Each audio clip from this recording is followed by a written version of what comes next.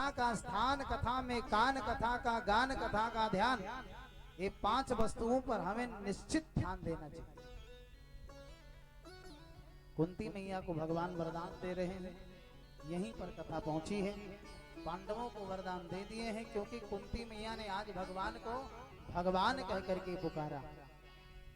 नमस्ते पुरुषं त्वादि ईश्वरः प्रकृते परम अलक्ष्यम सर्वभूतानां अंतर्बहिरवस्थितम्। माता कुंती ने कहा कि हे प्रभु, हे प्रकृति पुरुष, मैं आपको नमस्कार करती हूँ। आप तो समस्त प्राणीजन मात्र के अंदर और बाहर विराजमान रहने वाले हो। ऐसा नहीं कि ठाकुर जी केवल वृंदावन अयोध्या धाम में ही हैं, आपके पास में भी। हमारे गोस्वामी जी ने कहा है कि हरि व्यापक सर्वत्र समाना, प्रेम ते प्रकट हो ही में जाना। है आपके पास में भी ठाकुर जी, लेकिन अब कारण है मेरी माँ बहन मेरे भाई कि हमें कितना मैं प्रेम करता हूँ भगवान से। मैं कहता हूँ कि जितना हम संसार से प्रेम करते हैं उतना यदि भगवान से प्रेम कर बैठे ना तो भगवान कहीं भक्त से दूर नहीं है। संसार के पीछे हम मृग तृष्णा बन करके भागते हैं, लेकिन संसार मुझे मिलता नहीं। संसार नहीं है पाने को, यहाँ दुख ही दुख है सहने को। इसका नाम ही संसार है, क्योंकि श्रीमद् भागवत में पूज्यपाद संत श्री वेद व्यास जी ने स्पष्ट रूप से लिख दिया है, असारः खलु संसारा। खल माने होता है मूर्ख। जो संसार में भागता है सुख पाने की इच्छा लेकर, वो मूर्ख है, क्योंकि संसार कभी सुखदायी नहीं है। संसार तो सदैव दुखदायी है। और जो संसार में रहते हुए इस संसार के जो संसार को बनाने वाले, जो संसार के सार भगवान हैं, यदि उनसे हम संबंध जोड़ करके रखें ना तो ये संसार हमें सुखदायी भी हो जाता है। लेकिन कब? जब गोविंद की कृपा बरसेगी, गोविंद से संबंध जोड़ेंगे। बोले वृंदावन बिहारी लाल की जय। और देखिए भगवान तो इतने सरल है मेरे माँ बहन मेरे भाई, भगवान इतने सरल हैं, इतने कृपा के सागर हैं, आप उनको जो भी बनाना चाहो वही बनने के लिए तैयार है। भक्तमाल में एक कथा आती है कि एक भक्त के लिए भगवान ने एक बार नाई बनना स्वीकार किया। क्या? नाई। एक नाई था जिसका नाम था नंदा, जो भक्तमाल की कथा है। ये नित्य राजा जी की दाढ़ी बनाने जाता था और 5 असरफी राजा डेली उसको देता था। एक दिन बेचारे का स्वास्थ्य खराब हो गया, बुखार बड़ी तेज है, अब बिस्तर से उठने का नाम नहीं ले सकता, उठना तो बड़ी दूर है, साहस नहीं उसमें। अब मन ही मन सोचता है, वो भगवान कन्हैया का परम भक्त था, मन ही मन कहता है कि हे गोविंद, आज निश्चित मुझे सजा मिलेगी, क्योंकि आज मैं दाढ़ी बनाने राजा का जा नहीं पाऊंगा, मेरा स्वास्थ्य बहुत गड़बड़ है। धन्य है मेरी कृपा के सागर, कृपा के नाथ। आज भगवान ने नंदा का वेश धारण करके और राजा की दाढ़ी बनाने गए। वैसे नंदा का हाथ भी बड़ा बढ़िया था। राजा की दाढ़ी जब भी बनाते ना तो पता नहीं चलता राजा को, लेकिन आज जब भगवान नाई बन करके दाढ़ी बना रहे हैं तो राजा को नींद आ गई दाढ़ी बनाते समय। भाई भगवान का हाथ जिस पर स्पर्श हो, है कि नहीं? बड़ा भाग्यशाली राजा भी रहा होगा। एक भक्त के लिए देखो, एक भक्त के लिए भगवान आज नाई बनकर राजा के शरीर पर, उसके चेहरे पर अपना हाथ स्पर्श कर। इसीलिए कहा गया मेरे भाई बहन, यदि गांव में कोई एक परम लाडला भगवान का भक्त हो जाता है ना तो गांव भर का कल्याण कर देता है। आज उस राजा का कल्याण नाई ने कर दिया, और राजा तो इतना गदगद हुआ कि आज 10 असरफी दिया बदले में। 5 तो डेली मिलता था, आज 10 प्रदान किया, और लाल कपड़े में बांध करके मेरे ठाकुर जी ने क्या किया, रास्ते में जो चौराहा था उसी चौराहे पर खम्भे में बांध दिया। इतने में बेचारा हिम्मत धर के वो नंदा नाई भी लड़खड़ाते हुए लठिया के सहारे जैसे तैसे पहुंचा, तो क्या देखा कि राजा की दाढ़ी तो बन चुकी है। अब तो भयभीत हो गया, निश्चित मुझे सजा मिलेगी। हाथ जोड़ करके चरणों में गिरकर राजा से कहा, दुहाई हो सरकार, मेरा स्वास्थ्य खराब है, मैं आ नहीं पाया आपके पास तक दाढ़ी बनाने। राजा ने कहा, तेरी बुद्धि भ्रष्ट हो गई है, लगता है 10 असरफी मैंने आज तुझे दे दिया, अब तू असरफी के लोभ से फिर से दाढ़ी बनाने आ गया। नंदा ने कहा कि महाराज विश्वास करिए, मैं नहीं आया अभी तक। बोले मेरे भाई, अभी तुम लाल कपड़े में मैंने तुम्हें बांध करके 10 असरफी प्रदान की है। नंदा लगा सोचने कि मुझे, और मैं तो आया नहीं, तो कौन आया रहा होगा। तुरंत जो है जब चौराहे पर पहुंचा नगर से बाहर, तो देखा कि लाल कपड़ा कोई स्तंभ में बंधा है। उसे खोल करके जब देखा तो उसमें 10 अशर्फियां मिली। समझ गया ये कार्य किसी और का नहीं, ये मेरे भगवान का कार्य। हमारे गोस्वामी जी ने भी लिख दिया, अस प्रभु दीन बंधु हरि कारण रही ते दयाल, तुलसीदास सठते भजो छाड़ी कपट जंजाल। जो अकारण करुणा वरुणालय है, भक्त वांछित कल्पतरु हैं, जो भक्तों के समस्त मनोरथ को सिद्ध कर देने वाले हैं। नंदा ने तुरंत फेंक दिया वो जो है क्या कहते हैं नाव का जो रखने वाला सामान जो भी भंडार था उसका फेंक दिया और बोल पड़ा, आज मेरे लिए मेरे ठाकुर जी को नाई बनना पड़ा, धिक्कार है मेरे जीवन को, आज से पैसा ही बंद कर दूंगा। और तुरंत वृंदावन धाम जाकर के भगवान श्री चरणों में बैठ करके और जीवन व्यतीत कर दिया भजन करते करते। बोले वृंदावन बिहारी लाल की जय। इसीलिए किसी भक्त ने बड़ा सुंदर भाव दिया है, करुणा निधान रोआ जगते के दाता है, करुणा निधान रोआ जगत के दाता है, जगत के दाता है भाग्य विधाता है, जगत के दाता है भाग्य विधाता है, करुणा निधान रोआ जगत के दाता है। गाइए, करुणा निधान रोआ जगत के दाता है। भक्त विदुर घर गईले, भक्त विदुर घर खैले, प्रेम से सगवे खैले, प्रेम से सकवे खैले, हे भक्त विदुर घर गईले, भक्त विदुर घर खैले, ओ प्रेम से सगवे खैले, प्रेम से सकवे खैले, छोड़ पकवान रउआ जगते के दाता है, छोड़ भगवान रउआ जगत के दाता है, करुणा निधान रउआ जगत के दाता है। करुणा निधान रउआ जगत के दाता मेरा है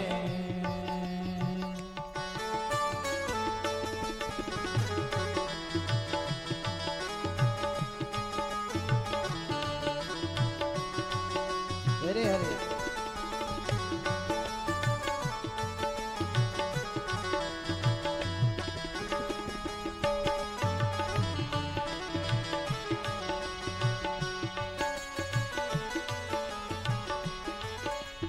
और कवि ने भाव दिया, वो खड़ा बताया करो, मैया सबरी घर गईले, हाँ मैया सबरी घर गईले, प्रेम से बेरवे खैले, हाँ प्रेम से बेरवे खैले, ओ मैया सबरी घर गईले, मैया सबरी घर गईले, प्रेम से बेरवे खैले, प्रेम से बेरवे खैले। देखिए इस समय मेरे ठाकुर जी माता सबरी के आश्रम में जाते हैं और ला बेर बेर क्यों बेर करे, ये बेर सुधा से बढ़कर है, माखन मिश्री से भी अच्छे ताकतवर मधुर मनोहर है। राम जी ने मांग करके खाया और जब खाने लगे तो लक्ष्मण नहीं खा रहे थे। लक्ष्मण से राम जी बोल पड़े, अरे लक्ष्मण तुम बहुत बड़ी गलती कर रहे हो, लक्ष्मण तुमने खाया देखो तो कितना मीठा है, पृथ्वी से ले आकाश तलक जो कुछ है इससे फीका है। कितना बड़ा सम्मान दिया माता सबरी को, पृथ्वी लोक से स्वर्ग लोक तक के सारे भोज पदार्थों को भगवान ने फीका कर दिया। और क्या बोल रहे लक्ष्मण के सामने, तुमने भी बहुत खिलाए हैं पर इससे बढ़कर स्वाद नहीं। धन्य है प्रभु, इसीलिए तो कहा गया मेरे प्रभु को भक्त वत्सल, ये भक्तों के मनोभाव को समझने वाले, भक्तों की लाज को बचाने वाले। प्रबल प्रेम में पढ़कर प्रभु को अपना नियम बदलते देखा और अपना मान भले टल जाए मगर भक्त का मान ना टलते देखा। राम जी ने कह दिया तुमने भी बहुत खिलाए हैं पर इससे बढ़कर स्वाद नहीं, और सीता का परसा भी भोजन देता ऐसा यह लाद नहीं। माता जानकी के हाथ के बनाए रसोइया को भी ठाकुर जी भूल गए, कभी नहीं भाव दिया।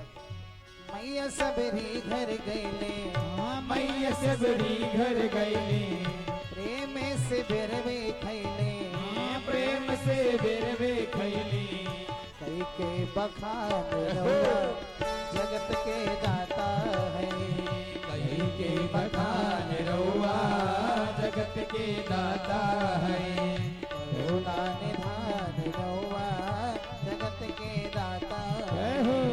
करुणा निधान रहुआ जगत के दाता है। राधे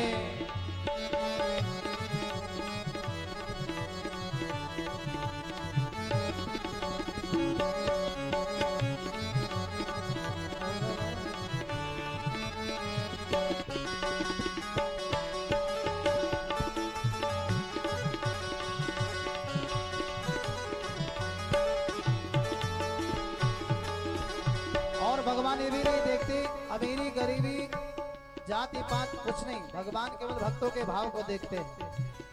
जाति का केवट का क्या काम है? मछली पकड़ना है कि नहीं? जिसके शरीर से भी मछली की बदबू भी आ रही थी और भगवान ने उसके मनोभाव को देख करके हृदय से लगाया। केवट से चरण धोले, केवट से चरण धोले, कीच पति ही बसोले, कीच पति ही बसोले, ओ केवट से चरण धोले, केवट से चरण धोले, कीच पति ही बसोले, कीच पति ही बसोले, दई के सम्मान रहुआ जगत के दाता है, दई के सम्मान रहुआ जगत के दाता है, करुणा निधान रहुआ जगत के दाता है। श्री भगवान रहुआ जगत के दाता और है। एक घटना और भी घटी बड़ा विशेष, मैंने भाव दिया। ग्राह के मार देहले, ग्राह के मार देने, गज को उबार लेहले, गज को उबार देने, ग्राह के मार देहले, ग्राह के मार देने, गज को उबार लेहले, गज को उबार देने, जाने ला जहान रहुआ जगत के दाता है, जाने ला जहान रहुआ जगत के दाता है। श्री भगवान रहुआ जगत के दाता है, श्री भगवान रहुआ जगत के दाता है। बोले वृंदावन बिहारी लाल की। इस तरह से मेरे प्रभु अकारण करुणा वरुणालय हैं, जो बिना कारण के भी कार्य कर देते हैं, इसीलिए उनका नाम अकारण और करुणा वरुणालय। भक्त वंशत कालपत्रु, भक्त वंशत क्यों कहा गया? जैसे कल्प वृक्ष के सामने बैठ करके जो भी कामना किया जाए ठाकुर जी पूर्ण कर देते हैं, ऐसे मेरे भगवान ऐसे है ना कि हम आप जैसे भक्तों के मनोभाव को सुन करके समझ करके और सारी मनोकामना ठाकुर जी पूर्ण कर देते। आराम विराम विश्राम जो संसार को दे वही तो है श्री राम और वही तो है श्री श्याम। युधिष्ठिर जी को वरदान दिया। युधिष्ठिर जी ने क्या मांगा था कि महाराज कितनी भी विपत्ति की परिस्थिति क्यों ना मेरे ऊपर आ जाए, मैं सत्य का साथ कभी ना छोड़ू, क्योंकि धर्म न दूसरा सत्य समाना, आगम निगम पुराण बखाना। सत्य से बढ़कर कोई दूसरा धर्म नहीं, और सत्य की ही वंदना हमारे वेद व्यास जी महाराज ने श्रीमद् भागवत में की है, आदि में भी, मध्य में भी, अंत में भी। बचपन से लेकर बुढ़ौती तक हमें केवल सत्य का ही आश्रय लेना चाहिए। भीम ने कौन सा वरदान मांगा कि महाराज खाते पीते सोते जागते आपका नाम लेता रहो। देखिए श्रीमद् भागवत में तो नहीं है, लेकिन एक कृष्णायन नाम का पुस्तक है, उसमें भगवान कृष्ण के चरित्रों का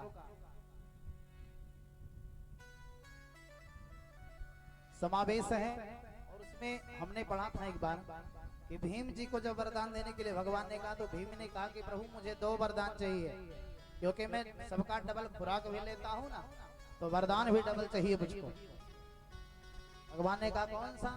बोले एक वरदान तो दीजिए, खाते पीते सोते जागते मैं आपका नाम जपूं, और दूसरा ये वरदान दो महाराज क्योंकि शकुनी ने मुझे बहुत परेशान किया। शकुनी ना होता तो हम लोग इतने परेशान नहीं होते, इसलिए प्रभु ऐसा दूसरा वरदान दे दो कि भोजन करे हम और शौच जाए शकुनी। तब से महाराज शकुनी को इतना दंड मिला कि दिन भर लोटा लेकर खेतों में पीता था। बात समझिए, बोले वृंदावन बिहारी लाल की जय। अर्जुन जी को जब वरदान दिया, अर्जुन ने कहा प्रभु आप मेरे सब कुछ हैं, आप मेरे गुरु हैं, आप मेरे मित्र हैं, आप मेरे प्रभु हैं, और समय आने पर आप हमारे सारथी भी बने। तो हे प्रभु, भक्त और भगवान का जो प्रेम है, ये प्रेम की डोर सदैव सदैव जन्म जन्मांतर जुड़ा ही रहे। नकुल सहदेव ने भी मांगा कि अपने बड़े भाइयों की सेवा करें, आपका भजन करें। देखिए सबने मांगा, लेकिन सुभद्रा ने जो मांगा और जो कुंती मैया ने मांगा वो कोई नहीं मांगा। सुभद्रा भी कभी किसी से जीवन में मांगी नहीं थी, पहली बार मांगने के लिए भगवान ने कहा है ना, इसलिए कुंती आदि पांडव भी भयभीत हो गए। भाई जो कभी मांगा ना हो किसी से, तो अभी ना जाने क्या उल्टा सीधा मांग है कि नहीं। भगवान ने कहा बहना मांग, क्योंकि एक कोने में खड़ी होकर के सुभद्रा जी और मुंह फुला करके बैठी थी कि सबको दे रहे हैं और हमारे ही भैया है, हमको पूछ ही नहीं रहे। कोने में खड़ी सुभद्रा को जब भगवान ने देखा, बोले कि मेरी लाडली प्यारी बहना, अरे तू नाराज ना हो, तुझे जो भी मांगना है मांग ला। और जब सुभद्रा ने सुभद्रा की मांगने की बारी आई ना, तो सब भयभीत हो गए, क्योंकि अधिकतर बहनों की दृष्टि भाभियों के गले के हार पर होती है। अधिकांश, बड़ी ध्यान से सुनिएगा। तो आज कुंती पांडव आदि ने सोचा कहीं ऐसा ना हो कि सांसारिक वस्तु मांग लें, और ये तो दीनानाथ हैं, तीनों लोगों के स्वामी हैं, ये कुछ भी दे सकता है ना, सब कुछ करने वाले। लेकिन जो भगवान कन्हैया की बहन हो, भला उससे कभी कोई गलती हो सकती है? सुभद्रा ने कह दिया, हे कन्हैया देना चाहते हो? हे प्रभु, माता श्री ने आपको भगवान कहा है तो निश्चित आप भगवान। कृष्ण त्वदीय पद पंकज पुंजरांते, आदेव में विसतु मानस राजहंस, प्राण प्रयाण समय कफ बात पीते, कंठावरोध न विधो स्मरणम कुतस्ते।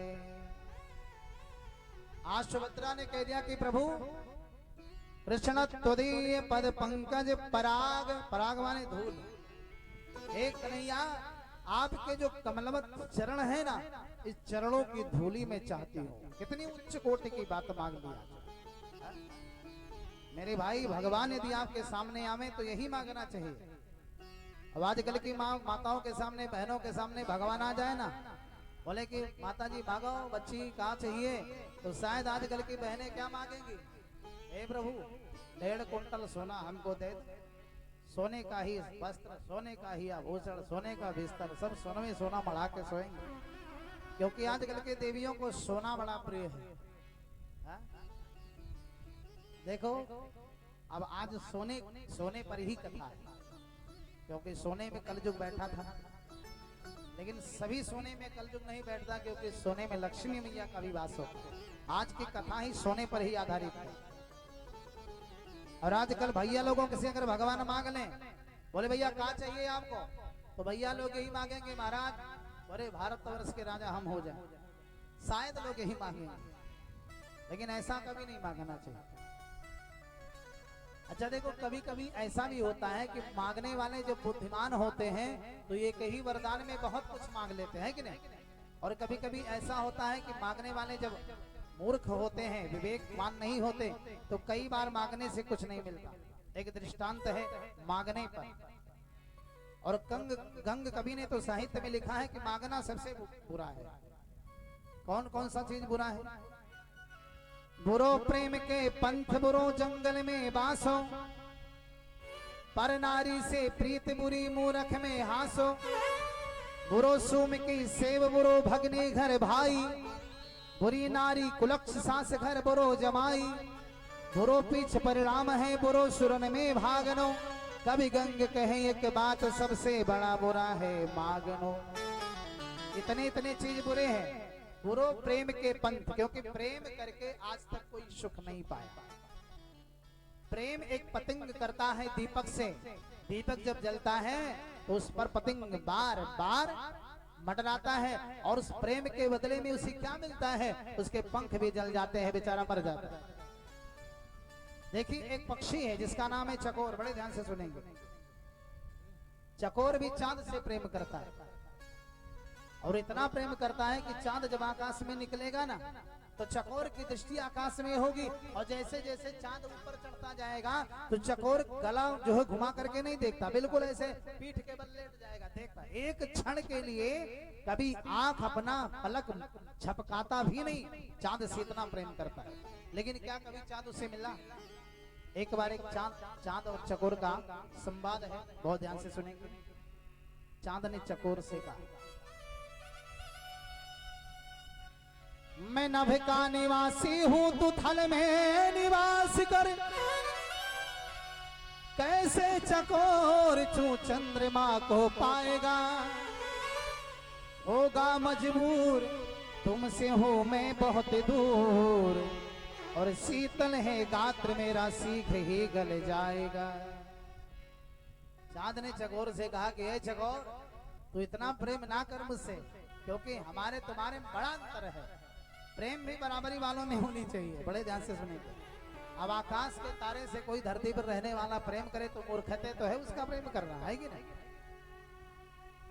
तो चांद ने कह दिया कि मैं नभ का निवासी हूं, तू थल में निवास कर, कैसे चकोर तू चंद्रमा को पाएगा, और यदि उड़कर आया भी बेटा तो शीतल है गात्र मेरा शीघ्र ही गल जाएगा, गल करके बर्फ बन जाएगा। आजकल के नवयुवकों के लिए बड़ी भारी शिक्षा है इससे, क्योंकि आजकल के नवयुवक गली गली दिल लगाते चलते हैं। बात समझिए की कोशिश करिएगा। मन एक ही है, और एक मन जब गोविंद के शरण में लग गया, उद्धव ने जब गोपियों से कहा कि देवी ब्रह्म का ध्यान करो, गोपियों ने कहा ध्यान कैसे करें? उद्धव मन न भय 10-20, और एक होतो सो गयो श्याम संग को अवराधे इस। मन तो ये कहे ना, अब एक मन पे कितने लोगों को बिठाओगे? लेकिन कुछ ऐसे मूर्ख होते हैं जो गली गली मन लगाते फिरते हैं, और जो गली गली मन लगाते फिरे ना उसको मन लगाने वाला नहीं समझ लो कि वो मन है ही नहीं उसके पास, वो मन लगाने का ढोंग करता है। बोले वृंदावन बिहारी लाल की। सत्संग से सारी शिक्षा मिलती है। तो चकोर देखी, अब चकोर चांद का कितना प्रेम है। चकोर ने कहा मैं मानता हूं तू आकाश में हो, और हर एक प्रेमियों को ऐसे ही मर जाना पड़ता है जैसे चकोर ने कहा। कहता है कि मैं थल में निवास, तू नभ का निवासी है, मैं थल में निवास करूं, कैसे ये चकोर तुझ चंद्रमा को पाएगा। अब कैसे पाएगा? सिस्टम क्या बना रहा है? बोले कि महाराज जब किसी व्यक्ति की मृत्यु होगी और उसकी लाश जलाई जाएगी शमशान भूमि में, तो उसी चिता में कूद कर ये चकोर खुद भी जल जाएगा, और शमशान की राख को लगाते हैं शिव जी भाल पर, इस तरह से ये राख भरकर चकोर तुझे चंद्रमा को पाएगा। तो प्रेम में कभी सुख नहीं मिलता, प्रीत करी काहू ने सुख नाल है, और सूरदास जी ने कहा बुरो प्रेम के पंथ। और क्या बुरा है? जंगल में वास, अकेले अकेले जंगल में जाओ रहो, अभी बुराई है। कोई शेर आ जाए ना, कोई बनेला सुअर वर आ जाए तो चटनी बना के खा जाएगा, है कि नहीं? अब वहाँ हल्ला मचाने से कोई मददगार भी नहीं मिलेगा। तो बुरो प्रेम के बंद, बुरो जंगल में बासो, पर नारी से प्रीत बुरी, दूसरे की स्त्री से प्रेम करना भी बहुत बुरा काम है। और बुरो मूर्ख में हंसो, मूर्खों के बीच में हंसना भी बुरा है, क्योंकि जब मूर्खों का समाज हंसोगे तो वो दूना दूना हंसेंगे। बुरो सूम की सेव, कंजूस का सेवा करना भी बुरा है। दिन भर पैर दबाओ तो कहीं 10 के नोट से ज्यादा निकालेगा नहीं, क्योंकि नृपस्य चित्तम कृपणस्य वित्तम वरसागमित्यम वरसागयादि। और पुरुषस्य भागम त्रिया चरित्रम देवो न जानाति कुतो मनुष्य। ये 6 चीज खुद देवता भी नहीं जानते। अब देखिए यहाँ गलत मत समझिएगा, यहाँ केवल सभी स्त्रियों के स्वभाव के बारे में नहीं कहा गया, त्रिया चरित्र कहा गया है। और त्रिया उसे कहते हैं जो समस्त मर्यादा का उल्लंघन कर चुकी हो, जो सीमा के अंतर्गत रहती है, जो पत्नी और बहन बेटी आदि का गरिमा जो समझती है, वो त्रिया नहीं हो सकती। बोले वृंदावन बिहारी लाल की जय। तो बुरो सोम की सेवा, कंजूस की सेवा बड़ी बुरी है। बुरो भगनी घर भाई, बहन के ससुराल में और भाई का बहुत रहना भी बुराई है। बुरो सोम की सेव, बुरो भगनी घर भाई, बुरी नारी कुलक्ष सास घर बुरो जमाई। कोई धर्म पत्नियां ऐसी होती है ना कि पति को तंग कर देती है, नाक में नकेल कर देती है, बहुत बुरा चीज है, ये लक्षण बहुत बुरे हैं। ससुराल में दामाद जी का रहना भी बुरा है, सामाजिक रूप से भी बुरा है। बिन बजा ही 4 गाली रोज मिली, बात समझो है कि नहीं? तो ऐसे जगह पे रहना क्या फायदा। सास घर बुरो जमाई, बुरो पीछे परिणाम है। कई लोग ऐसा होते हैं, कार्य करने से पहले व्यक्ति को कारण समझ लेना चाहिए कि हम ये अमुक कार्य करने जा रहे हैं, इसका कारण क्या होगा। और जो बिना कारण पर विचार किए कार्य कर बैठता है, बहुत बड़ी बुराई है। बाद में पश्चाताप के अलावा बाकी कुछ मिलता नहीं। और वही होगा कि अब का बरसा जब कृषि सुखाने समय चुके पुन का पछताने, है कि नहीं? तो इसलिए कार्य करने से पहले कारण पर विचार करना चाहिए। बुरो पीछे परिणाम है, जो पीछे में बाद में परिणाम सोचते बहुत बुरा है। और बुरो सुरन में भागनो, योद्धाओं के बीच से पेट दिखाकर भागना भी बुरा है। चाहे वो विद्वत समाज हो, चाहे जैसा समाज हो, आपने यदि वहां पहुंच ही लिया तो डट करके मुकाबला कर, लेकिन पीठ दिखा कर कभी भागना नहीं चाहिए। बोले वृंदावन बिहारी लाल की। और कभी कहें एक बात, सबसे बड़ा बुरा है मांगनो, मांगना सबसे बुरा है। लेकिन मेरे भाई, देश हित के लिए, समाज हित के लिए और दूसरों के हित के लिए किसी से कोई वस्तु यदि मांगी जाए तो उसमें कोई बुराई नहीं है। अपने स्वार्थ के लिए सब मांगना बुरा है। लेकिन मान लो देश हित, जैसे राम जी को मांगने विश्वामित्र जी भी आए थे, है कि नहीं? मांगने आए थे, लेकिन अपने लिए नहीं मांगने आए थे। विश्वामित्र का मतलब ही होता है कि विश्वस्य मित्र, जो विश्व का मित्र हो, सारे संसार के हित की जो बात करता हो। और देश की सेवा के लिए, समाज की सेवा के लिए, समाज के हित के लिए, यज्ञ की रक्षा के लिए विश्वामित्र जी उन्हें मांगने आए थे। तो दूसरों के उपकार में यदि किसी से कोई अब वस्तु मांगी जाए तो उसमें कोई बुराई नहीं। बोले वृंदावन बिहारी लाल की जय। आइए अपने प्रसंग पर चलें। हमने क्या कहा था, कुछ लोग मांगने वाले बड़े बुरे होते। एक दृष्टांत है, एक पंडित जी थे, घर में 3 लोग थे, पंडित जी, पंडितानी जी, उनका एक बेटा। और एक बार जो है शंकर बाबा के साथ माता पार्वती जा रहे थे। तीनों बड़े दुखी थे बेचारे, ना सोने के लिए आसन, न रहने के लिए बासन, पहनने के लिए और न खाने के लिए राशन, सब कुछ भी नहीं था। पार्वती मैया को दया आई, भोले बाबा से बोली कि सबको आप देते चले आ रहे हो और इस गरीब ब्राह्मण को क्यों नहीं देते। भोले बाबा ने कहा कि देवी मैं इसे भी देता हूँ, ये ले नहीं पाता तो मैं क्या करूँ। आदमी की जगह पर अगर आदमी बन न पाए तो प्रभु क्या करें। और जन्म जिसने दिया तो भुलाया उसे, तो वह तुझे भूल जाए तो वो क्या करे। अकल दी सकल दी और दिया कुल जहां, मुंह दिया उसने मुंह में दी मीठी जुबा। वक्त सुंदर सुनैला मिला है तुम्हें, व्यर्थ यूं ही गाए तो वो क्या करे। आंख दी अपने ईश्वर को पहचान लो, क्या हकीकत है तेरी ये भी जान लो। पत्ते पत्ते में वो है समाया हुआ, और देख तू जो न पाए तो वो क्या करे। बोले सच्चिदानंद भगवान के लिए ध्यान भटकाइए नहीं, ध्यान बिल्कुल कथा में लगाइएगा, आनंद मिलेगा। ध्यान भटकाओगे तो सब बेकार हो जाएगा। तो पंडित जी, हाँ, माता पार्वती ने जब कहा, भोले बाबा ने कहा कि मैं इसको देता हूँ, ले नहीं पाता। पार्वती मैंने कहा चलो मेरे सामने दो, देखे कैसे नहीं लेता है। और जैसे आए तो देखिए हमारे गोस्वामी जी ने भी लिख दिया है, जहाँ कुमति जहाँ सुमति तह संपत्ति नाना, जहाँ कुमति तह विपत्ति निदाना, जहाँ सुमति तह संपत्ति नाना, जहाँ कुमति तह विपत्ति निदाना। जय श्री राम जय श्री राम, जय श्री राम जय श्री राम, जय सिया राम जय जय सिया राम, जहाँ सुमति संपत्ति तो वहीं आती है जहाँ आपसी प्रेम हो, आपस में मेल हो, है कि नहीं। अब ये तीन प्राणी थे, पंडित जी, पंडितानी जी, उनका एक बेटा, और जैसे भोले बाबा पहुंचे तीनों में झगड़ा होना शुरू हो गया। पंडित जी कहले पहले हम मांगेंगे, पंडितानी कहने पहले हम मांगेंगे। लड़का कहा लगे रे मांग लो, दोनों जने कहा झगड़े में बैठ पड़े हो, हम ही पहले मांग लेने में। अब भोले बाबा ने कहा देख रहे हो देवी, इसीलिए मैं कहता हूँ मैं इसे भी देता हूँ, ये ले नहीं पाता। भगवान भोलेनाथ ने कहा अच्छा भैया तुम बारी बारी से मांगो, हम तुम तीनों को अलग अलग वरदान देंगे।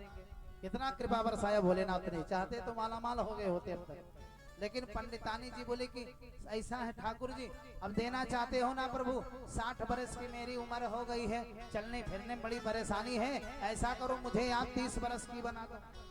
अब बताओ, ये भी मांगना था उनको। अरे कैसे कैसे बेचारे की उम्र बीत रही थी। अब पंडित जी को गुस्सा लगा कि 60 बरस की इनकी उम्र, 65 की हमारी थी, धीरे धीरे छुट्टी मिलने वाला था संसार से, अब जवानी मांग करके फिर संसार का दुख झेलने के लिए चली है। अब पंडित जी को गुस्सा लगा इनके इस मांगने पर। पंडित जी ने कहा कि मुझे भी दो सरकार। भोले बाबा ने कहा मांगो। बोले कि जिसको आपने 30 बरस की बनाया है ना, उसको सुकरी बना दो। बाबा ने यो मस्त कह दिया, बन गई सुकरी। बेटे ने कहा कि देखो ना माता जी को मांगने का ढंग, ना पिताजी को मांगने का। बेटे ने कहा कि हे प्रभु मेरी माता श्री जैसे थी वैसे ठीक कर दो। कितनी बार चांस मिला, 3 बार मिला, लेकिन कुछ मिला, कुछ ना मिला। क्यों? क्योंकि ये सभी इनके घर में कुमति का वास है, सुमति का नहीं वास। संपत्ति तो वहां आता है जहां आपस में मेल हो। लोग देहात में कहावत भी कहते हैं कि चकिया पीसल चला ला है, लेकिन दांत के पीसल नहीं चलेगा, है कि नहीं। बोले वृंदावन बिहारी लाल की। और एक देखिए मांगने में बड़ी होशियार एक बुढ़िया माई थी, नाती नहीं है, आंख से दिखाई नहीं देता है, और घर में धन भी नहीं है। और एक बार भगवान ने कहा कि मैया एक वरदान मांग लो। बोली अक्के मांगेंगे सरकार, चिंता ना करो।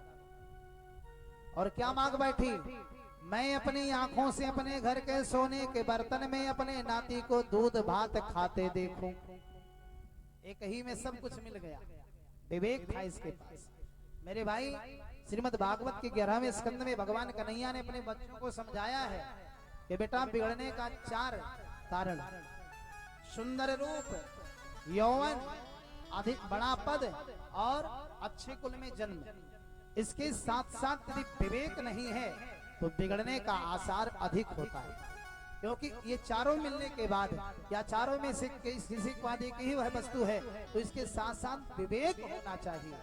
यदि विवेक नहीं है तो व्यक्ति घृणित कर्म करने पर तुल जाएगा। बोले वृंदावन बिहारी लाल की जय। आज जो है मांग रहे हैं सारे लोग, सबको दे रहे हैं। कुंती ने, सुभद्रा ने क्या मांगा, प्रभु आपके चरणों की धूली आज ही से ये आपका जो है सुंदर हंस हंस अवतंस जो आपका श्री विग्रह है मेरे मन मंदिर में वास करे।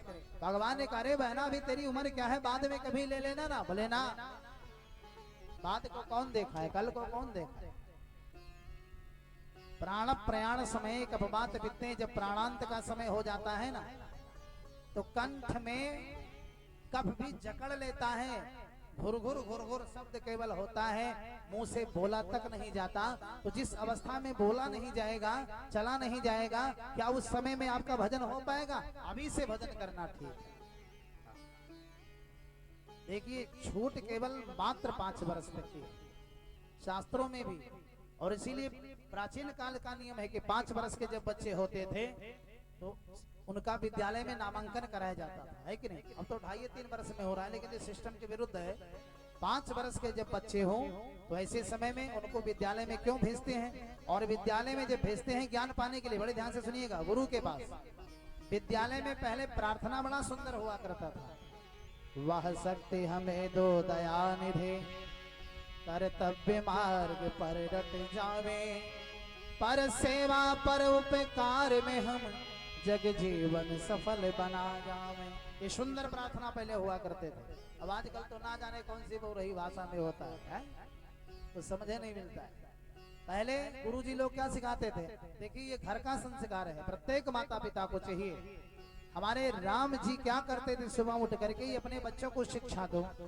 प्रातः काल उठ कह रघुनाथा माते पिता गुरु नावहि माथा प्रातः काल उठे करे रघुनाथा मात पिता गुरु नावहि माता। प्रातः काल जब जगते थे राम जी भी, ये बच्चों का कर्तव्य है, हर माता पिता को चाहिए। देखिए बच्चों के सामने जैसा माता पिता करेंगे बच्चे ठीक वैसा ही करेंगे। आप अपने बच्चों के सामने अपने बड़ों का सेवा करोगे तो निश्चित तो जब बच्चे देखेंगे तो उनके अंदर भी ये भाव जगेगा कि मुझे भी अपने बड़ों की सेवा करनी चाहिए। नाने शुरू सयाने विद्या हमारे बाबा जी कहते रहे हैं। जब बचपन से शुरुआत होगी तब बड़ा होने के बाद में व्यक्ति जो है विद्यार्जित होगा, विद्वान बनेगा। तो संस्कार शुरू से ही देना चाहिए। माता को चरण छू करके प्रणाम करो, पिता को चरण छू करके प्रणाम करो, गुरुजनों को अपने से बड़ों को चरण छू करके प्रणाम करो। ये नियम है, ये भारतीय सभ्यता है। और आजकल तो विद्यालय में गुड मॉर्निंग सिखाया जाता है। बच्चे माता पिता से भी यही बोलते हैं गुड मॉर्निंग। अब बताओ यो करो नमस्ते हो नहीं, नमस्ते हो ना आशीर्वाद हो, दोनों नहीं। उन्हें कहीं गुड मॉर्निंग, उन्हें कहीं गुड मॉर्निंग, कुछ मिलाया में है। अगर अर्थ लगाओ तो गुड माने अच्छा, मॉर्निंग माने सुबह, अच्छा सुबह, गुड इवनिंग अच्छा शाम है? अरे चरण छूकर प्रणाम करो ना, ये नियम है। जो भी यहाँ बच्चे हैं बड़े ध्यान से सुने, गुड मॉर्निंग शब्द छोड़ करके, अब विद्यालय में तो अरे मास्टर सिखावे जाओ नहीं से बोलो, लेकिन घर पे अपने माता पिता का चरण छू करके प्रणाम करना, ये सभ्यता है, ये संस्कृति है। बोले वृंदावन बिहारी लाल की। एक बार मैं कथा करने गया, ब्राह्मणों की बस्ती थी, शुक्ला परिवार के घर, और वो बड़े लोग थे, विदेश में रहते थे। एक बहन जी आई, बोले गुरुजी, हंसते हुए बोले गुरुजी मेरा बच्चा ना तो हिंदी बोलना नहीं जानता। हमने कहा चुल्लू भर पानी में डूब के तुम्हें मर जाना चाहिए। अब उनको थोड़ा मिर्ची लगा, आप ऐसा कहे बोल रहे हो? हमने कहा विदेश कब गई हो? बोले कि शादी के बाद। अच्छा शादी कब हुई? लगभग 25 वर्ष में। और इसके बाद जब ससुराल गई तो लगभग 5-7 साल वहां भी रही होंगी। बोले जी 5 साल बाद विदेश गए। हमने कहा कि लगभग 30 वर्ष तक तुम अपने भारत वर्ष में रहे, जन्म तुम्हारा भारत वर्ष में हुआ, पवित्र हिंदुस्तान में, जहाँ पे जन्मने के लिए देवी देवता भी तरसते हैं। ऐसे उत्तम वंश में और ऐसे उत्तम देश में तुम्हारा जन्म हुआ, और 2 साल विदेश में का चली गई कि 30 वर्ष की सभ्यता तुम्हारी सब मिट्टी में मिल गई। अब लोग समझते हैं कि बहादुरी है, हो है कि नहीं? हमारे लड़कवा भाई हिंदी नहीं जानता है। अरे ठीक है, तुम अंग्रेजी बोलवाओ, बड़ी अच्छी बात है, लेकिन अपना जो देश है, अपनी जो मातृभाषा है, मातृभूमि की, उसको मत भूलने दो मेरे भाई। क्योंकि जन्मभूमि जो भूल गया वो सब कुछ भूल गया, फिर संसार में कोई उसे बैठने वाला नहीं। मातृत्व पे तो समन समाना सुधा होई भी सुन हरि जान। बोले वृंदावन बिहारी लाल की। कुंती मैया ने क्या मांगा? मुझे विपत्ति पे विपत्ति चाहिए, क्योंकि विपदो नैव विपदः संपदो नैव संपदः, विपदः नारायण स्मृतिः संपदो नारायण स्मृतिः। श्रीमद् भागवत में लिखा है कि कुंती मैया ने भगवान से कहा कि प्रभु विपत्ति विपत्ति नहीं होती जिसमें तुम्हारा साथ बना रहे। अरे सबसे बड़ी विपत्ति तो वो है कि नारायण की विस्मृति, नारायण की विस्मृति जीव से हो जाए, वही सबसे बड़ी विपत्ति है। और नारायण की स्मृति बनी रहे तो वही सबसे बड़ी संपत्ति है। श्रीमद् भागवत कहता है, हनुमान जी भी कहते हैं, कह हनुमंत विपत्ति प्रभु सोई, जब तब सुमिरन भजन न हो। जय सिया राम, जय सिया राम, जय जय सिया राम। हनुमंत विपत्ति प्रभु सोई, जब तब सुमिरन भजन न हो। हनुमान जी ने भी राम जी से कह दिया कि प्रभु सबसे बड़ी जीव की विपत्ति वो है कि जिस समय आपका भजन ना हो पावे, और यदि आपका भजन होता है ना तो मेरी गरीबी से विपत्ति नहीं आती, थोड़ा धन कम या अधिक होने से विपत्ति नहीं कही जाती, यदि भगवान का सानिध्य बना है। और सबसे बड़ी विपत्ति वो है कि भगवान दूर हो जाए। बोले वृंदावन बिहारी लाल की जय। सुख के माथे सिल पर हरि हृदय से जाए और बलिहारी भा दुख की पल पल नाम जपाए। इसीलिए कुंती मैया ने दुख मांगा, लेकिन भगवान ने दुख दिया नहीं। क्यों नहीं दिया? क्योंकि दुख जब होता तब तो देते, जब उनका नाम आनंद गंग है, आनंद सागर है। तो आनंद सागर में भला दुख कहाँ मिलने वाला है मेरे भाई? तो दुख नहीं दिया। बोले कि बुआ हम दुख नहीं दे सकते हैं क्योंकि दुख मेरे पास है नहीं।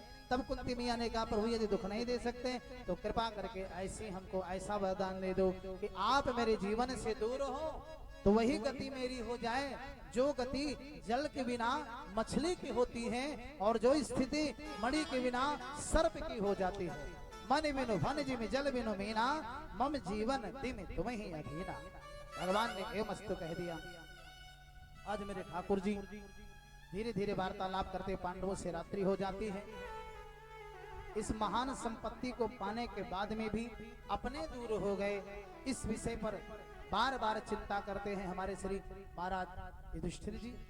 रोने लगे बड़े जोर जोर से। भगवान ने उनको दिव्य ज्ञान दिया, लेकिन भगवान के उपदेश का युधिष्ठिर जी पर जरा सा कोई प्रभाव नहीं पड़ा। जिस गीता का उपदेश अर्जुन को कुरुक्षेत्र में कन्हैया ने दिया था, उसी गीता का उपदेश रात भर बैठ करके युधिष्ठिर जी महाराज को कन्हैया देते रहे, लेकिन युधिष्ठिर जी के जीवन में इस उपदेश का कोई असर नहीं पड़ा। क्यों नहीं पड़ा? कारण है श्रोता के अंदर वक्ता के प्रति जब तक श्रद्धा नहीं जगेगी तब तक वक्ता क्या बोल गया श्रोता पर असर नहीं पड़ेगा। और युधिष्ठिर जी महाराज कन्हैया को अपना छोटा भाई मानते हैं। क्या मानते हैं? छोटा भाई। अब इसका मतलब ये नहीं कि छोटा भाई आपको ज्ञान नहीं दे सकता। अभी तो भागवत कथा में आपने परसों सुना है, गोकर्ण जी ने अपने पिता को ज्ञान दिया है कि नहीं? ज्ञान किसी को कोई भी दे सकता है। यदि अपना बेटा भी ज्ञानी है तो उससे भी ज्ञान लेने में कोई शर्म नहीं, कोई संकोच नहीं करना चाहिए। लेकिन युधिष्ठिर जी महाराज के अंदर कन्हैया के प्रति बड़ी वात्सल्यता है, बड़ा प्रेम है और अनुज मानते हैं, बड़ा छोटा भाई मानते हैं। इसलिए इनके वचनों पर अमल नहीं किया। भगवान ने सोचा कि बोलूंगा तो मैं ही, लेकिन शरीर किसी और का होगा। सुबह हुई, दूसरे दिन पांडवों को लेकर के पितामह भीष्म के पास गए। पितामह भीष्म आज 54 दिन से बाणों की सैया पर पड़े, उठ नहीं सकते बेचारे, क्योंकि शरीर में बाण बिधे।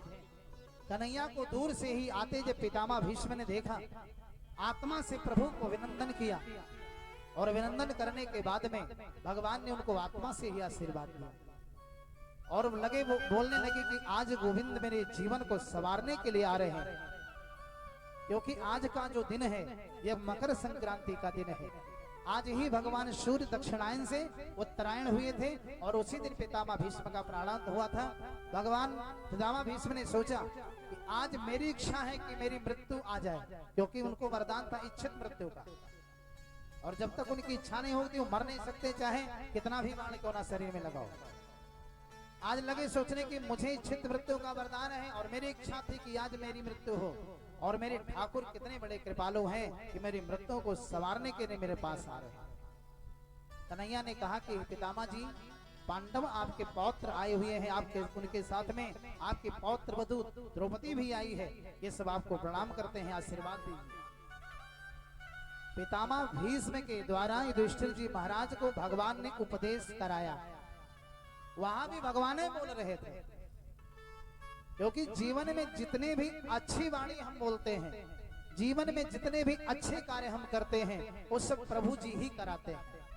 और जीवन में जो हमसे गलतियां होती हैं उसमें भगवान का कोई श्रेय नहीं होता, वो जीव खुद करता है। क्योंकि चोरी करने वाले व्यक्ति अब चोरी करने जब जाते हैं तो उनके भी मन एक बार कहते हैं कि चोरी करना अपराध है कि नहीं।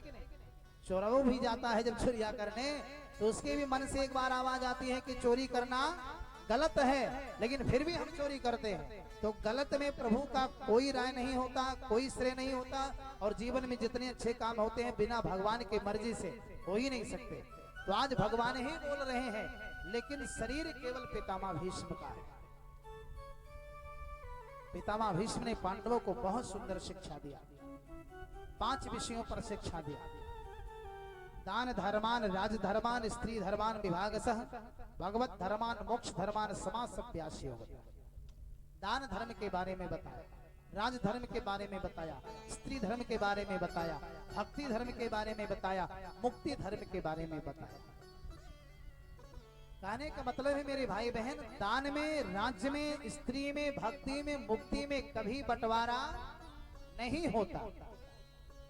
हम दान किसी व्यक्ति के नाम से जब संकल्पित देते हैं तो उसमें भी विभाजन नहीं कराना चाहिए, श्रीमद् भागवत कहता है। अब सही बात अगर बताए दो तो सब ये कई पंडित जी लोग ललचाहा बाटे, बात समझो यार। पंडित जी का संकल्प कई जाल है, अब हर नाव का हर झगड़ा करे शुरू कई। पंडित जी बेचारे अभी घरे लई ना जा पाए, और का हिम्मत है पंडित जी के जो लई जाए, जबकि सारा दोष पाप जजमान का पंडित जी के नाम संकल्प। अरे भाई यही तो कहते हो कि दैहिक भौतिक तापत्रय विनाशाय फलाने ब्राह्मण देवताएं नमः को मैं जो है वर्णन करता हूँ। आप अपने तो जन्म जन्मांतर के सारे दोष पंडित जी को दे दिए संकल्प करके। और संकल्प चिट्ठी का पता है, जैसे बिना पता का लेटर कहीं नहीं जाएगा ना, ऐसे संकल्प जब तक नहीं होगा तब तक आप चाहे करोड़ों रुपए का पूजा कर दो, भगवान तक नहीं पहुंचेगा। और पंडित जी बेचारे संकल्प का कराएं, और यहाँ नाव लोग ताके हवा नहीं करेगी, बात समझो। और भागवत क्या कहता है कि पांचों चीजों में कभी विभाजन नहीं करना चाहिए। आपने सुना होगा एक राजा के चाहे 4 लड़के हों, लेकिन राज तिलक केवल एक को होता है कि नहीं? क्योंकि दान में भी बंटवारा नहीं होता, राज्य में भी बंटवारा नहीं होता। स्त्री धर्मान, हम अपनी बहन बेटी का विवाह करते किसी एक के साथ, उसमें बंटवारा थोड़ी ना करते हैं। आज पितामह ने समझाया है पांडवों को यही इसी स्थान पर कि बेटा तुमसे गलती हुई है, इसलिए तुम्हें भी नरक का दर्शन करना पड़ेगा। युधिष्ठिर तुम तो धर्मराज थे, और धर्मराज होते हुए भी तुमने ये गलती की है, द्रौपदी में बंटवारा करके, इसलिए उसका भी भुगत होगी, तुमको बनना पड़ेगा। इसीलिए पांडवों का पतन हो गया था, क्षय रोग हो गया था इनको, और सदैव स्वर्ग गए थे युधिष्ठिर जी, और इसी कारण से उनको भी नरक का दर्शन करना पड़ा था। आसान थोड़ी ना, कर्म करोगे तो फल तो मिलेगा, चाहे भले ही धर्मात्मा, उससे नहीं मतलब। दान धर्मान, राज धर्मान, स्त्री धर्मान और भक्ति धर्मान। मेरे भाई बहन, माला लेकर के आप जपोगे तो आपका पूरा खानदान उसका फल नहीं पाएगा। जो कर्म करेगा फल उसी को मिलेगा। कर्म प्रधान विश्व रचिरा था, जो जस करे सो तस फल चाहा। कर्म प्रधान विश्व रचिरा था, जो जस करे सो तस फल चाहा। कर्म के आधार पे व्यक्ति को फल मिलता है। और मोक्ष धर्म, जब मोक्ष किसी एक को मिलने लगेगा, अब मोक्ष पाने वाला सोचे है भैया सुनो हम अकेले ना जाओ, हमें नाती पोतक ले लो तब चल, तो भगवान कहा कि भैया तू नरक में रह जाओ चली, लेकिन ये लोग वहां जाकर अधिकार ना है। क्योंकि दान धर्मान, राजधर्मान, स्त्री धर्मान विभाग सह, भागवत धर्मान, मोक्ष धर्मान समाज सभ्यास योगतः, ये पांचों बिल्कुल बराबर होते हैं, इनमें कभी किसी प्रकार का कोई बंटवारा नहीं कराना चाहिए। बोले वृंदावन बिहारी लाल की जय। युधिष्ठिर जी महाराज को पितामह जी ने एक दिव्य ज्ञान दिया कि राजन देखो, भले ही तुम राजा हो लेकिन कर्म करना बंद मत करना, और 3 बातों पर विशेष ध्यान देना।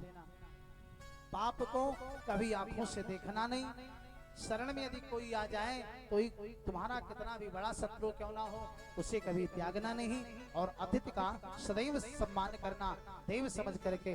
मनुस्मृति भी लिखा गया है, मातृ देवो भव, पितृ देवो भव, अतिथि देवो भव, ये मनुस्मृति का सब शब्द है। अतिथि भी देव तुल्य होता है, इसलिए घर आए मेहमान को भगवान समझ करके सम्मान करना चाहिए, कभी किसी की उपेक्षा नहीं करनी चाहिए। बोले वृंदावन बिहारी लाल की। जब उन्होंने समझाया कि पाप को आंखों से देखना नहीं, तब तक द्रौपदी को हंसी आ गई, और जब द्रौपदी हंसने लगी पितामह जी ने कहा कि बेटा तुम हंस क्यों रही हो? द्रौपदी ने कहा नहीं बाबा कोई बात नहीं, बस ऐसे ही। बोले नहीं, तुम्हारी हंसने का कारण है क्योंकि मेरे वंश की कोई भी पुत्र वधु, कोई भी वधु अकारण नहीं हंस सकती। द्रौपदी ने कहा कि पितामह जी हंसी इसी बात पर मुझे आई कि आप मेरे पति को इतना दिव्य ज्ञान दे रहे हो कि पाप को आंखों से देखना भी नहीं चाहिए, और उस समय आपकी ये बुद्धि कहां सठिया गई थी जिस समय दुशासन मुझे भरे समाज में नंगा करना चाह रहा था। दुर्योधन ने जिस समय बड़े समाज में मुझे अपने जांग पर बैठाने के बाद कहा था, पितामह जी आप भी उस समाज में बैठे थे, लेकिन सभी के बीच में आप भी अपना सर झुका कर बैठे हुए थे। यदि आप चाह लेते तो दुशासन और दुर्योधन की तो बात तो क्या, राज सिंहासन पर बैठे धृतराष्ट्र में भी हिम्मत नहीं होती कि जो आपकी आज्ञा का अवहेलन कर दे। लेकिन आपने इतने बड़े पाप को क्यों देखा, और यदि देखा तो क्या वो पाप नहीं था? पर स्त्री का इतना बड़ा अपमान करना, इससे भी बड़ा कोई पाप होता है? देखिए कथा में भी लिखा गया है कि मेरे ठाकुर जी दुनिया का सारा चीज बर्दाश्त कर सकते हैं, लेकिन भारतीय महिला के साथ यदि कोई अपमान होता है तो ठाकुर जी कभी उसे बर्दाश्त नहीं करते। इसीलिए भगवान का नाम केशव है। क्या नाम है? केशव।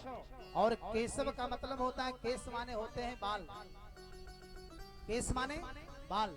और जो भारतीय नारियों के केश की सुरक्षा करे, केशम अवतिहित केशवम, जब भी किसी भारतीय महिला के केस के साथ कोई दुराग्रही ने आकर के जबरदस्ती किया तो मेरे भगवान का अवतार हुआ। वेदवती के केस को जब रावण ने पकड़ा तो मेरे प्रभु राम बन करके आए।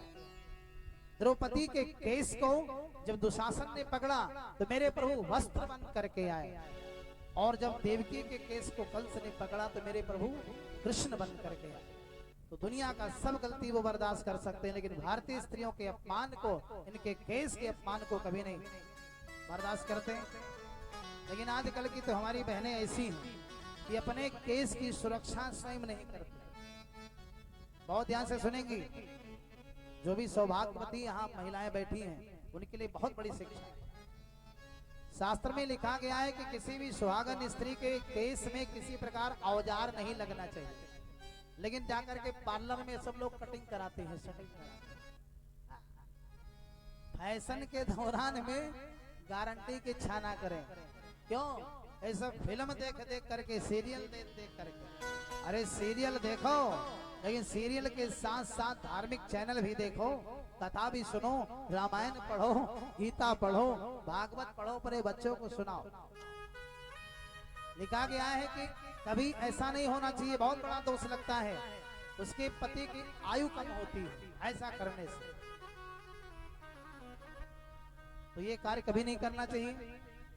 पार्लर वाले लोग बैठे रहते हैं ना, जहां तक मुझे गाली देते होंगे सुनकर, बाबा लोग पार्लर बंद करा रहे। हम ये नहीं कहते पार्लर तुम बंद ना करो, दुल्हन को सजाओ ना, नई नवेली दुल्हन जो, लेकिन सुहागन होने के बाद उसके केस में कभी किसी प्रकार अस्त्र शस्त्र नहीं लगना चाहिए। वैधव्य जीवन के पश्चात में ही लगवा सकती है। बोले वृंदावन बिहारी लाल की।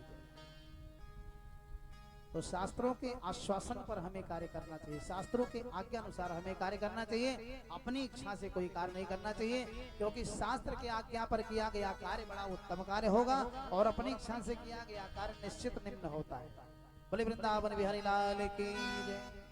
तो ये शिक्षा जो है, जब द्रौपदी ने कह दिया कि पितामह क्या वो पाप नहीं था, पितामह जी की आंखों से आंसू झरने लगा। बोले बड़ी बेटा तो ठीक कहती है, बहुत बड़ा पाप था। एक स्त्री का इतना बड़ा अपमान करना, इससे बड़ा पाप तो और कुछ हो ही नहीं सकता है। लेकिन हे बेटा, हे देवी, क्षमा करो मुझे। उस समय मेरी बुद्धि में वास्तव में विकृति आ गई थी, क्योंकि पापी दुर्योधन के अन्न को खाते खाते हम सभी के एक एक बूंद जो रक्त था शरीर में, उसमें पाप बस गया था। और इस पाप को आंखों से देखते हुए भी मन में जरा सा विचार भी नहीं आया कि इस पाप कर्म को रोकवा देना चाहिए। श्रीमद् भागवत कहता है कि सभी के घर का भोजन भी नहीं लेना चाहिए। दूषित अन्न को खाने से निश्चित विचार दूषित होगा। भोजन और वस्त्र के आधार पर व्यक्ति के विचार का निर्माण होता है। आप संत का लिबास धारण कर लोगे, जब तक लिबास धारण किए रहोगे ना, निश्चित आपके अंदर कुछ अलग गुण आ जाएगा, संतों जैसा संतोष वृत्ति आ जाएगी। क्योंकि संतों का मेन गुण क्या है? संतोष वृत्ति। और तो संत सरल चित्त जगत हित। संतों का तो चित्त बड़ा कोमल होता है, आप बड़े मृदभाषी हो जाओगे जब तक वो लिबास धारण किए रहो। वस्त्र का बहुत बड़ा प्रभाव होता है। भोजन का भी, क्योंकि वस्त्र और भोजन के आधार पर, भोजन तो सबसे बड़ी चीज है। जैसा खाओगे अन्न वैसा बनेगा मन, ये कहावत है लोगों की, है कि नहीं? तो पितामह जी कहते हैं कि बेटा अशुद्ध आहार खाने से ना हम लोगों की बुद्धि में विकृति आ गई थी, लेकिन धन्य है अर्जुन, आज इतना बाण लगा दिया मेरे शरीर में कि मेरे शरीर का एक एक बूंद रक्त सब बाहर निकल गया है, इसलिए मेरा मन और मेरी बुद्धि दोनों पवित्र हो चुके हैं। इसलिए मैं पवित्र विचार से अपने बच्चों को शिक्षा दे रहा हूँ। हाथ जोड़ करके देवी द्रौपदी ने क्षमा मांगा, बोले पितामह क्षमा करें, आपको दुख देना मेरा कोई मंतव्य नहीं था, ये तो आपने जब अपने मुंह से कह दिया तो आपको देखना नहीं चाहिए, सो मेरी अज्ञानता बस मैंने कुछ कह डाला, आप कृपा करके क्षमा करिएगा। पितामह भीष्म ने पांडवों को उचित ज्ञान देने के बाद पांडवों से कहा कि अब तुम लोग थोड़ी देर के लिए किनारे हो जाओ और हे गोविंद आप मेरे सामने खड़े हो जाओ, बड़ी कृपा आपकी है, आप मेरे मृत्यु को संवारने के लिए आए हो हे नाथ। देखिए अंतिम समय में पितामह भीष्म ने भगवान से क्या मांगा, हे कन्हैया कृपा करके आप मुझे भी एक वरदान दो। श्री कृष्ण गोविंद हरे मुरारे, हे नाथ नारायण वासुदेव। बोलिए सब। श्री कृष्ण गोविंद हरे मुरारी, हे नाथ नारायण वासुदेव। श्री कृष्ण गोविंद हरे मुरारे, हे नाथ नारायण वासुदेव। श्री कृष्ण गोविंद हरे मुरारी, हे नाथ नारायण वासुदेव। हे नाथ नारायण वासुदेव, हे नाथ नारायण वासुदेव। हे नाथ नारायण वासुदेव, हे नाथ नारायण वासुदेव। कृष्ण गोविंद हरे मुरारे, हे नाथ नारायण वासुदेव। श्री कृष्ण गोविंद हरे मुरारी, हे नाथ नारायण वासुदेव। गोपाल मेरी यही प्रार्थना है, गोपाल मेरी यही प्रार्थना है, भूलूं कभी भी ना नाम तुम्हारा, भूलो कभी भी ना नाम तुम्हारा। निष्काम हो के मैं दिन रात गाऊं, निष्काम हो मैं दिन रात गाऊं। गोविंद दामोदर माधवेति, गोविंद दामोदर माधवेति। श्री कृष्ण गोविंद हरे मुरारे, हे नाथ नारायण वासुदेव। श्री कृष्ण गोविंद हरे मुरारी, हे नाथ नारायण वासुदेव। अंतिम में पितामह भीष्म ने भगवान से कौन से रूप का दर्शन मांगा? बोले हे प्रभु आप मेरे मृत्यु को संवारने आए हो, तो कृपा करके जो रूप मुझे प्यारा लगता है उस रूप का दीदार एक बार करा दो। कौन सा रूप चाहा?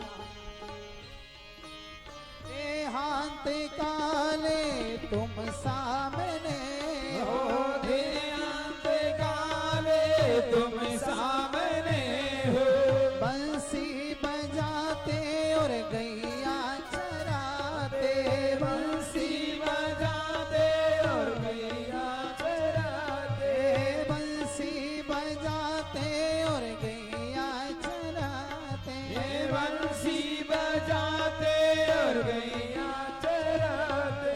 यह गीत गाकर मैं तन नाथ त्यागू, यह गीत गाकर मैं तन नाथ जागूं। गोविंद